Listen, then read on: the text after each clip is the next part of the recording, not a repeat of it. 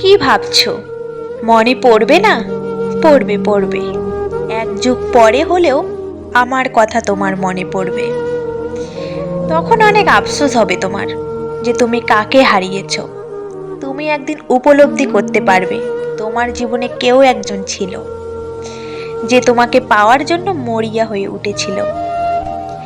স্বার্থের এই পৃথিবীতে তুমিও একদিন টের পাবে কেউ একজন ছিল যাকে তুমি শত অবহেলার পরেও, শত কষ্ট দেওয়ার পরেও তোমার সাথে থেকে যাওয়ার জন্য বায়না ধরেছিল। জানো পাখি, এই পৃথিবীতে স্বার্থ ছাড়া কেউ কাউকে ভালোবাসে না।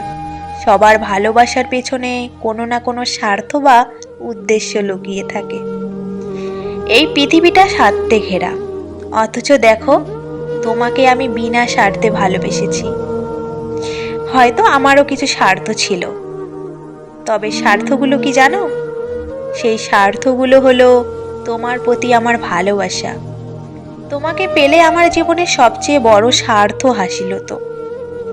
সেই স্বার্থের পিছনে লুকিয়ে আছে আমার অজস্র ভালোবাসা। নিজের ভালো নাকি পাগলেও বোঝে, তুমি বোঝো না কেন? বুঝবে, তুমিও বুঝবে। যেদিন দেখবে স্বার্থ ছাড়া কেউ কাউকে ভালোবাসে না, সেই দিন বুঝবে তুমি আমি ঠিক কী ছিলাম তোমার জীবনে। কিন্তু আফসোস, কোনো লাভ হবে না তখন। তুমি চাইলেও আর ফিরিয়ে নিতে পারবে না আমাকে তোমার জীবনে। তুমি তো চলেই গেলে, কিন্তু রেখে গেলে তোমার হাজারো ভয়ঙ্কর স্মৃতি। তোমার সাথে ওগুলোও নিয়ে যেতে। তুমি নেই, তোমার হাজার স্মৃতিগুলো নিয়ে কত শত ছন্দ সাজাই। তুমি আসবে না, আমার হবে না, এই মহাসত্য জেনেও নিজেকে অপেক্ষা করাই। কি বিচ্ছিরি অনুভূতি না?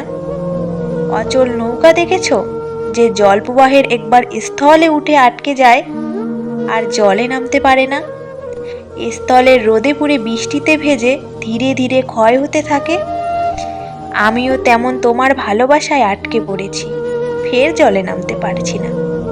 ধীরে ধীরে ক্ষয় হয়ে যাচ্ছি, সব কিছু মানিয়ে নিয়েছি, তারপরেও কেন এত কষ্ট হয়?